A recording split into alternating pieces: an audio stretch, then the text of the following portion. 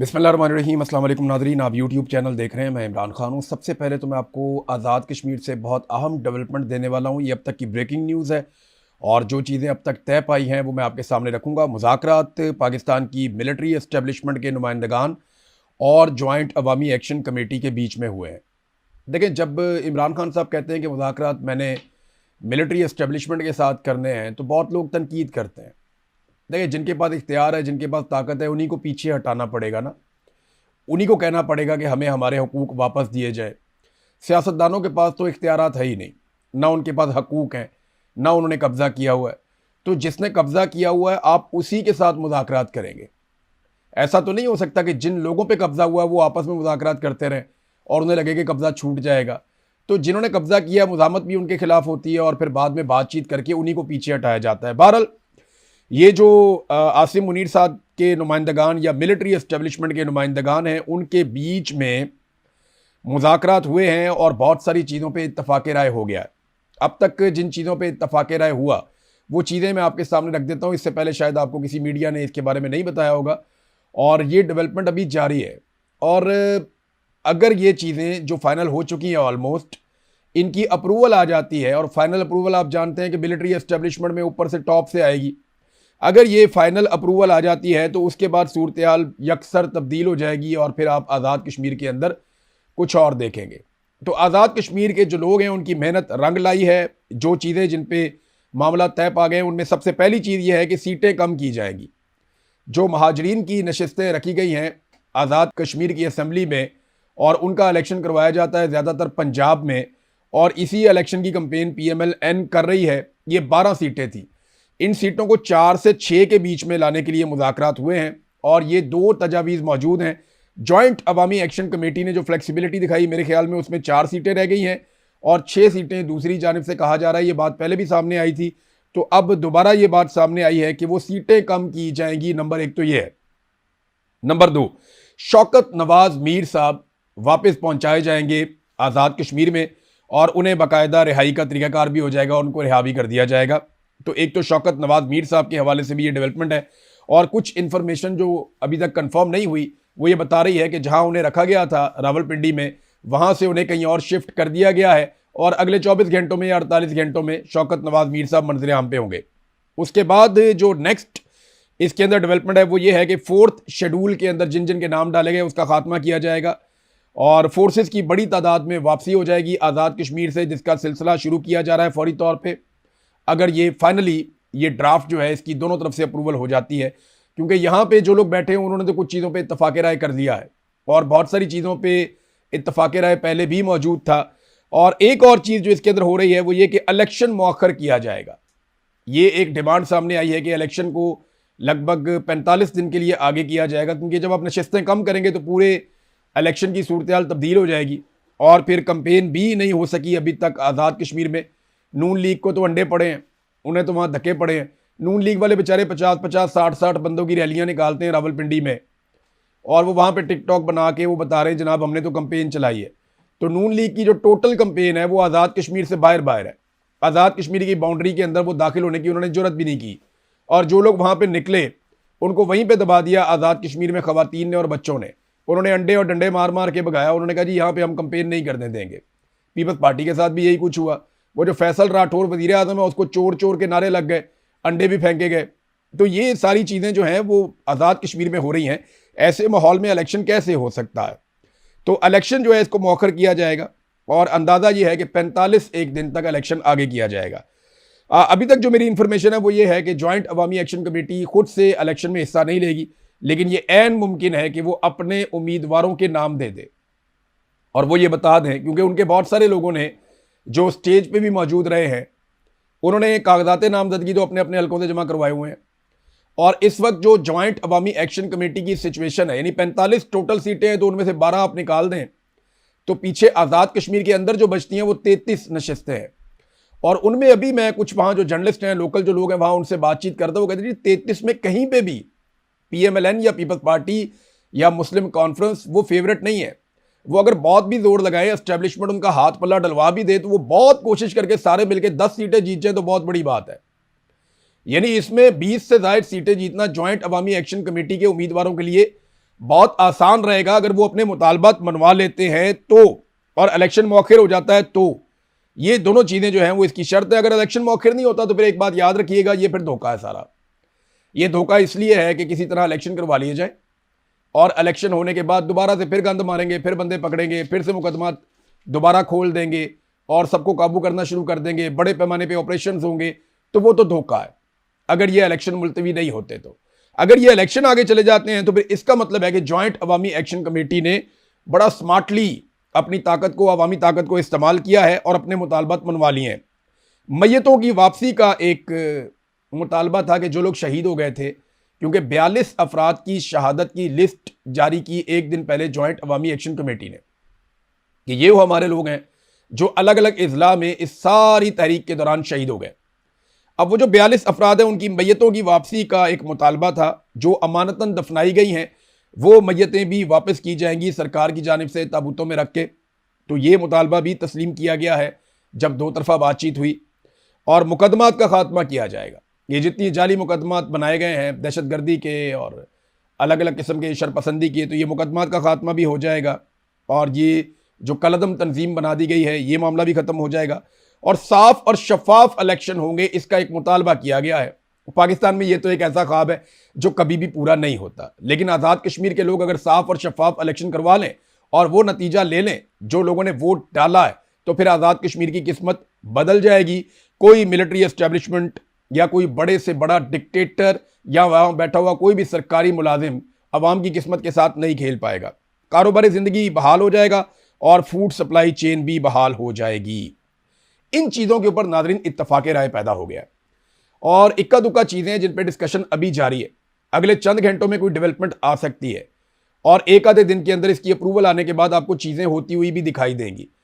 जो सरकार है उसकी कोशिश ये थी कि 27 तारीख को ही इलेक्शन करवाया जाए और इसी डेट पे इलेक्शन हो जाए, लेकिन इलेक्शन का माहौल बना ही नहीं। ना इलेक्शन के लिए हालात साजगार है और ना ही जॉइंट अवामी एक्शन कमेटी के लोग ये मान रहे थे। अब अगर इलेक्शन आगे जाएगा तो पाकिस्तान तहरीक इंसाफ भी इलेक्शन लड़ेगी, वो बहुत मकबूल है। फिर जॉइंट अवामी एक्शन कमेटी अगर अपने मुतालबात तस्लीम करवा लेती है और फिर इलेक्शन में जाती है तो उनके पास 42 शोहदा की लाशें भी हैं और जो उनका एक सेंटीमेंट आएगा लोगों का वो आप सोच भी नहीं सकते। तो जो जितना मर्जी जोर लगा ले, सेक्टर कमांडर भी ऊपर से लेकर नीचे तक सब जोर लगा लें, वो नहीं इलेक्शन वहां पे फिर जीत सकेंगे। हाँ, ये जरूर है कि एक पॉलिटिकल फेस सेविंग के लिए पाकिस्तान पीपल्स पार्टी का इंतखाब किया गया है। मैं आपको फिर बता देता हूं कि पॉलिटिकल फेस सेविंग तो करनी होगी ना। ऐसा तो नहीं होगा कि फील्ड मार्शल आसिम मुनीर ने मुज़ाकरात किए बराह रास्त जाग के साथ या जॉइंट अवामी एक्शन कमेटी के साथ, ऐसा तो नहीं होगा ना। ये फौज के लिए बड़ा प्रॉब्लम हो जाएगा। वो बेचारे छुप छुप के गन डालते हैं तो वो सामने तो नहीं आ सकते। तो वो फेस सेविंग के लिए पॉलिटिकल पार्टी लेकर आएंगे और उसमें जो नाम आ रहा है वो पाकिस्तान पीपल्स पार्टी का नाम आ रहा है और एस्टेब्लिशमेंट की ख्वाहिश यही है कि कुछ भी करके बिलावल को हुकूमत बनाकर दी जाए आज़ाद कश्मीर में। बहरहाल नून लीग का तो पत्ता साफ है, पीपल्स पार्टी की हालत आपके सामने है और अवाम ने, जो आज़ाद कश्मीर की अवाम है, उन्होंने अपने मुतालबात के हक में डट कर अपने मुतालबात मनवाने के करीब उन्होंने पहुंचा दिया है पाकिस्तान की एस्टेब्लिशमेंट को। इन्होंने सोचा था लोगों को तोड़ देंगे, लोगों को भूखा रखेंगे, लेकिन लोगों ने गुजारा किया है और लोगों ने किस किस तरह गुजारा किया ये आने वाले दिनों में आपको चीज़ों का पता चलेगा। जब गंदुम नहीं थी, जब खुराक की फरामी बंद थी, जब सप्लाई चेन बंद कर दी गई थी, जब कारोबारी ज़िंदगी मुअत्तल कर दिया गया था, तो लोग कैसे गुजारा करते रहे, किस तरीके से लोगों ने कुर्बानी दी, कैसे वो एक दूसरे का सहारा बने, इसके लिए बहुत सारी स्टोरीज आपको फ्यूचर में पता चलेंगी। अभी तो मकामी मीडिया को मना किया गया ना कि आपने बात ही कोई नहीं करनी, आप बात कर ही नहीं सकते, लेकिन मुस्तकबिल में आपको बहुत सारी ऐसी चीज़ें पता चलेंगी जिससे पाकिस्तानी सीख सकते हैं कि अगर पाकिस्तान में भी मिलिट्री एस्टेब्लिशमेंट के कंट्रोल से बाहर निकलना है तो उसका रास्ता क्या है। इस पर हम बाद में बात करेंगे। अब आ जाए जरा फजलुर रहमान साहब वाले एपिसोड पे। फजलुर रहमान साहब की पॉलिटिकल पार्टी को ऐसा लग रहा है वो शोर ज्यादा मचा रहे हैं, उनके साथ तो हुआ ही कुछ नहीं। अभी वो एक कन्वेंशन था इनका वुकला का, सुबह वहां पुलिस चली गई, रोला डाल दिया, जनाब पुलिस आ गई, ये हो गया वो हो गया, सारे सोशल मीडिया पे इन्होंने रोला। क्या हुआ यार, पुलिस आ गई, बहुत नॉर्मल बात है। फजलुर रहमान साहब की पार्टी का एक बंदा है, उसको एक टॉक शो में बुलाया गया था, बाद में कहा गया जी सॉरी आपको नहीं हम ले सकते। उसने रोला डाल दिया, उन्होंने कहा जनाब ये हो गया। कुछ भी नहीं हुआ भाई।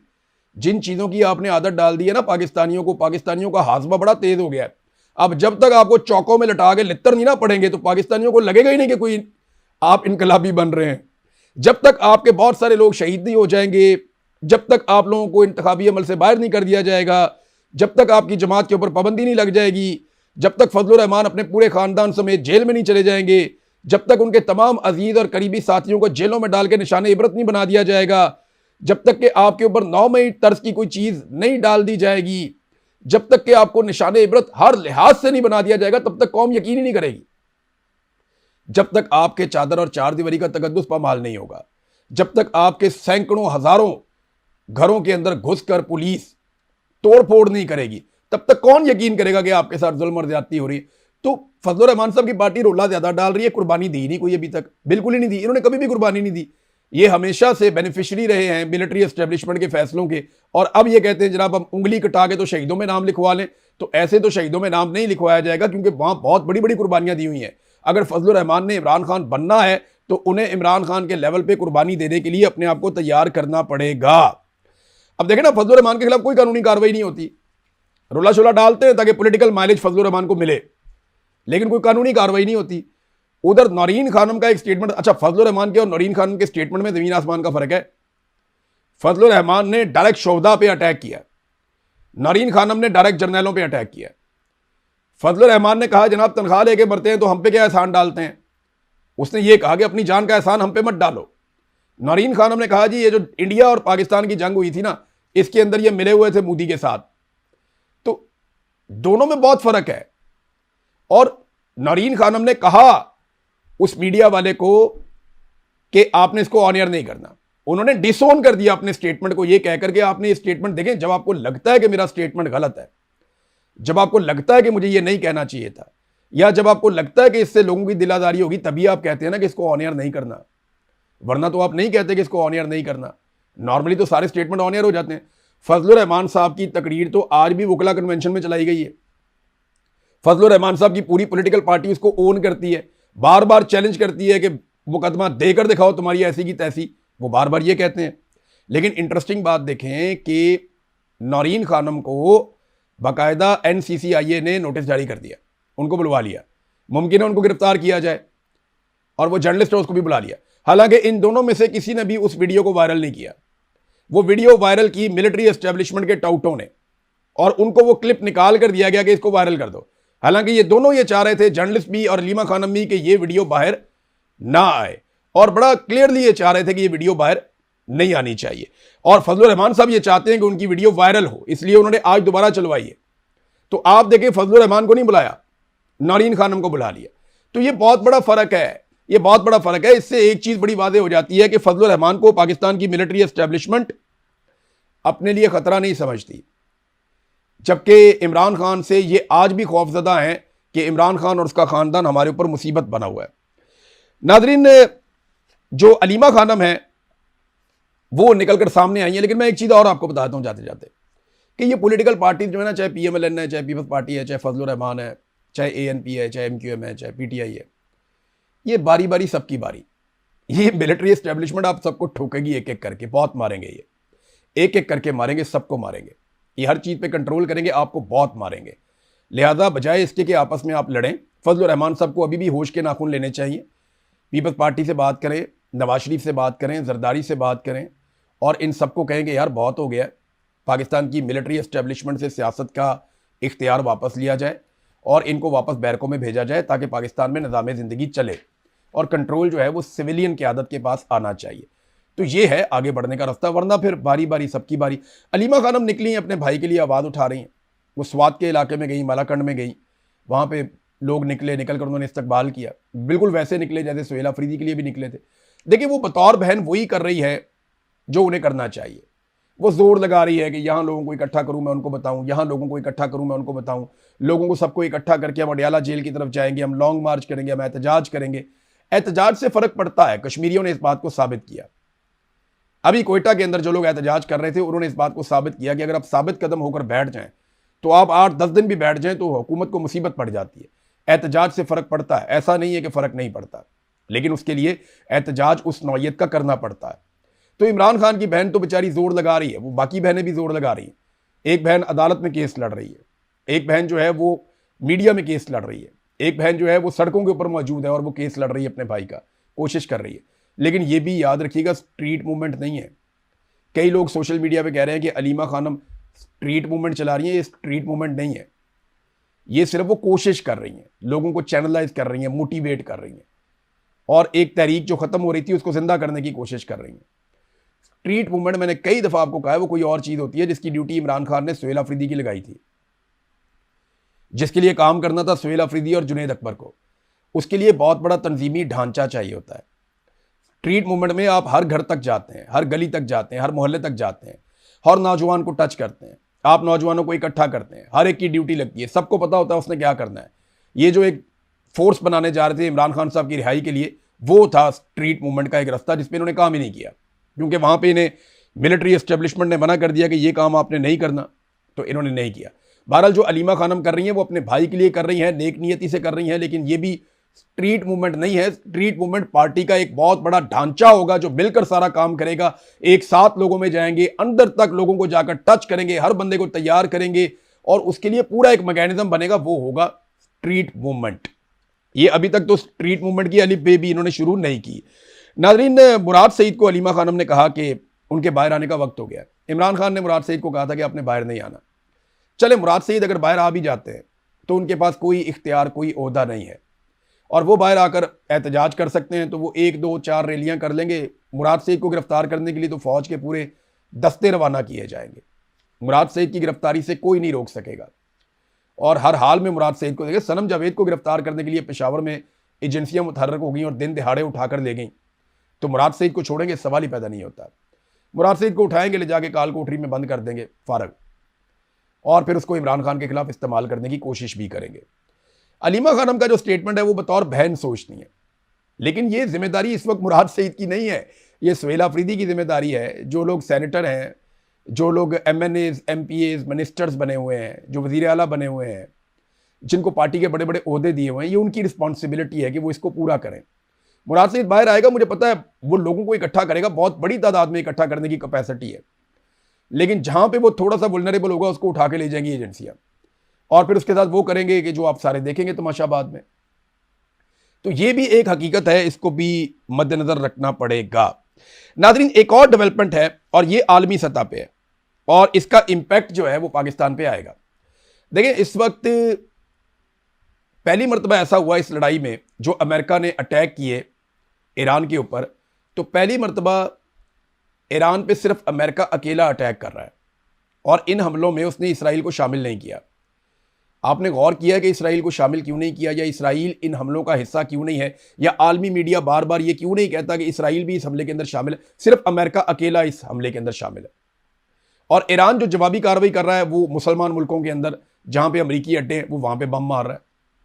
यानी जिन अड्डों से ईरान को लगता है ईरान पे अटैक हो रहा है, ईरान वापस उन अड्डों पे अटैक कर देता है, लेकिन वो मुसलमान मुल्कों के अंदर है, तो उसके ऊपर मजम्मत पाकिस्तान भी करता है और मुसलमान ममालिक भी करते हैं। देखिए, मुसलमान मुल्क अगर ईरान के साथ लड़ेंगे तो जो सबसे बड़ा दबाव मुसलमान मुल्कों पे आता है ना, वो ये होता है कि आप इसराइल के साथ खड़े हो गए और आप ईरान के साथ लड़ रहे हैं। अमेरिका से उतनी नफरत नहीं है जितना इसराइल से प्रॉब्लम है मुसलमान मुल्कों की आवाम को। तो इसराइल को इस मरतबा डेलिबरेटली इस लड़ाई से बाहर रखा गया। इसराइल खुद से ये हमले नहीं कर रहा, उसने इस लड़ाई से अपने आप को बाहर रखा हुआ है, और अमेरिका अकेला अटैक्स कर रहा है, और ईरान वापस जवाब दे रहा है अरब ममालिक में। अरब ममालिक के साथ पाकिस्तान के दिफाई मुआहदे हैं, और ऐसा लगता है कि अगर ये लड़ाई और बढ़ जाती है तो सऊदी अरब, कतर और दीगर ममालिक की जानिब से पाकिस्तान से मुतालबा किया जाएगा कि आइए जनाब, जो आपका वादा है या मुआहदा है उसको पूरा कीजिए, और फिर आप आके लड़ाई करें। अब पाकिस्तान में जो है वो अहले तशी बहुत बड़ी तादाद में है, नंबर 1। नंबर 2, पाकिस्तान में ईरान की हमायत भी बहुत बड़ी तादाद में है, तो पाकिस्तान की मिलिट्री एस्टेब्लिशमेंट पे एक दबाव आएगा। लेकिन क्योंकि इस मरतबा ईरान की लड़ाई इसराइल के साथ नहीं है, अमेरिका के साथ है, जैसा कि माजी में आपको याद है कि अफगानिस्तान की लड़ाई अमेरिका के साथ थी, तो पाकिस्तान अमेरिका के साथ खड़ा हो गया था, और अफगानिस्तान को मारने में अमेरिका की हमने मदद की थी, बाकी दुनिया की हमने मदद की थी, तो कोई रोला नहीं पड़ा। लेकिन अगर इसराइल आता अफगानिस्तान से लड़ने के लिए, तो पाकिस्तान इसराइल के साथ खड़ा ना हो सकता। ये हमारा प्रॉब्लम है। तो अब इसराइल बीच में नहीं है, तो ऐसा लगता है कि पाकिस्तान से बहुत जल्द ये मुतालबा किया जाने वाला है, और ये एक ऐसी सिचुएशन होगी पाकिस्तान की मिलिट्री एस्टेब्लिशमेंट के लिए जो काफ़ी मुश्किल होगी, इसको हैंडल करना आसान नहीं होगा। और एक और चीज़, दहशतगर्दी के वाक़यात लगातार बढ़ते चले जा रहे हैं बलूचिस्तान में, और कुछ वीडियोज़ ऐसी हम सोशल मीडिया पर देख रहे हैं जो बनाई जा रही हैं कि पाकिस्तान की फ़ौज ऑपरेशन कर रही है, और ये कोयटा के अंदर जो पहाड़ियाँ हैं वहाँ पर ये वीडियोज़ बनाई जा रही हैं। लेकिन मकामी टिकटॉकर जो हैं वो दूर से वीडियोस बना के बता रहे हैं जनाब ये तो सिर्फ वीडियो बन रही है, कोई ऑपरेशन नहीं हो रहा। वो बीएलए की एक वीडियो मैंने देखी कि बीएलए के 5-6 लोग आ रहे थे और उन्होंने झंडे उठाए हुए थे और वो आ रहे हैं बंदूकें लेके, और वो अजीबोगरीब किस्म का ही मुकाबला हुआ, ऐसा तो फिल्मों में भी नहीं होता। और फिर जनाब उनको मार दिया गया, बाद में उनका वो फोटो सेशन, बहुत सारी चीज़ें दिखाई गई, वो भी एक जाली वीडियो साबित हुई। तो सोशल मीडिया हर चीज़ को खोल कर रख देता है। मेरे ख्याल में बलूचिस्तान को रियल ऑपरेशंस की ज़रूरत है। इस तरह की वीडियो से बलूचिस्तान में अमन नहीं आएगा। बाकायदा सिक्योरिटी फोर्सेस को लश्कर बनाने की बजाय मजबूत होना पड़ेगा और आवाम के हक के लिए दहशतगर्दों से बाकायदा उन्हें अब एक जंग लड़नी पड़ेगी बलूचिस्तान में, ताकि बलूचिस्तान में अमन कायम हो। जो साबिक वज़ीर आला हैं मालिक, वो ये कह रहे हैं कि दिन के वक्त भी अब लोग नहीं निकल सकते, शाम का वक्त तो बहुत दूर की बात है। अब तक के लिए इतनी, अपना ख्याल रखिएगा, अपने चैनल का भी। अल्लाह हाफिज़।